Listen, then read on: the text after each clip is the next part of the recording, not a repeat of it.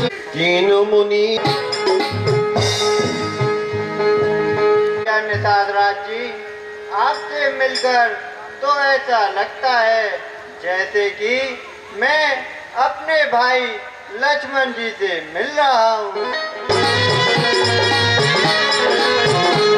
मैंने रात्रि को बड़ा ही भयानक स्वप्न देखा है कि भैया भरत, शत्रुघ्न व माता दुखी हैं तथा आधे सेना के साथ इधर आ रहे हैं।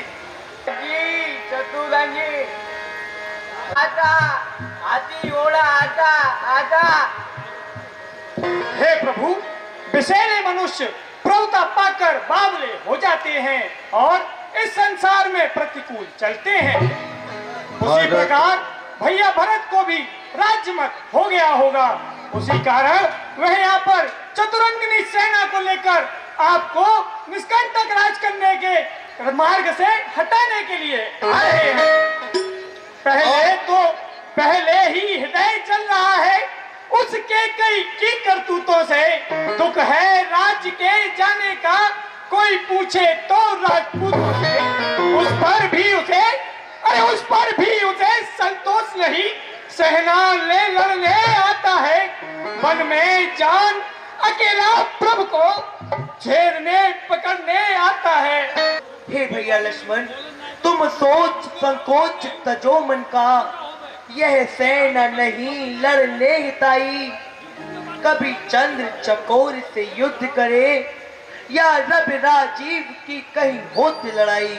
हे भैया भरत, यदि भैया भरत को ब्रह्मा विष्णु एवं देवान देव महादेव का सिंहासन भी प्राप्त होगा तो भी उन्हें राजमत कदापि नहीं हो सकता।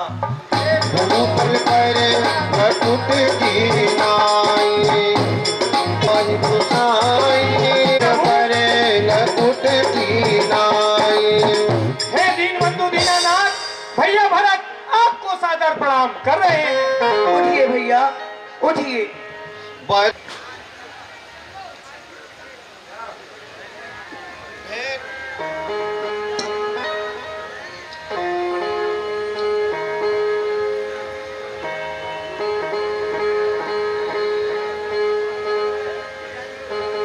छोड़कर वन चले आए तो यह वियोग आपके पिताजी महाराज दशरथ जी को सहन नहीं हुआ और उन्होंने अपने प्राणों का त्यागन कर दिया।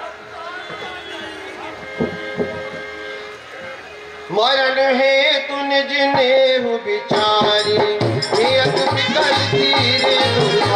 पिताजी ये क्या हो गया?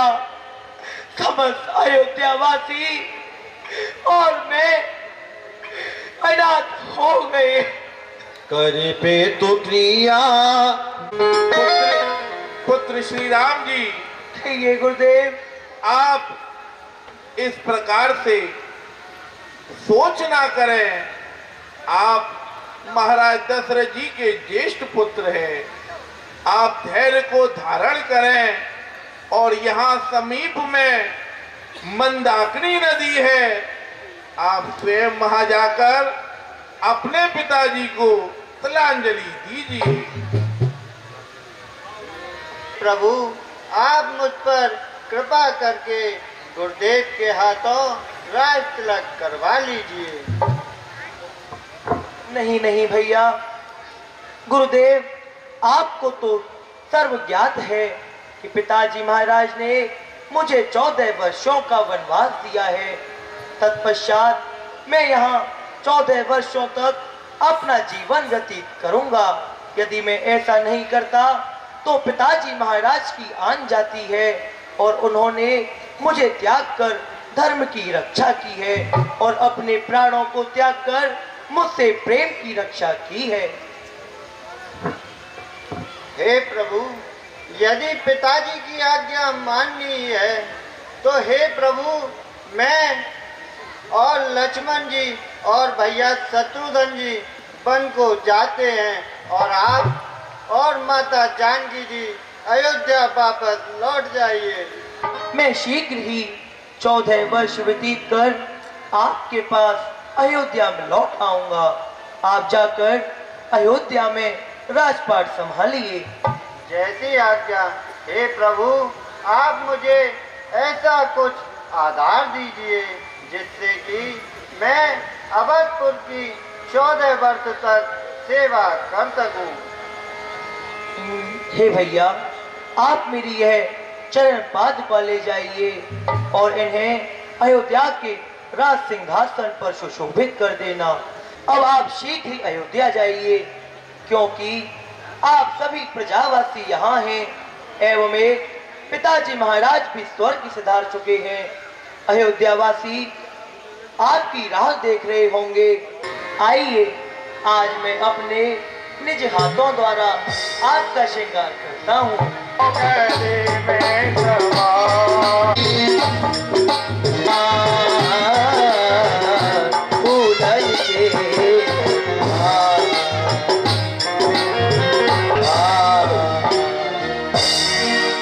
क्यों री? इतनी अर्धरात्रि में कहां से आ रही है? प्रभु की पूजा अर्चना करने के लिए मैं चित्रकूट पर गई हुई थी और मैं चित्रकूट से प्रभु की पूजा करके आ रही हूँ। अरे अरे, ये कैसा भगवान है जो अपने हाथों से अपनी स्त्री का श्रृंगार कर रहा है? उस स्त्री के चरणों में चोट मारता हूँ। सुरपत सूत राम के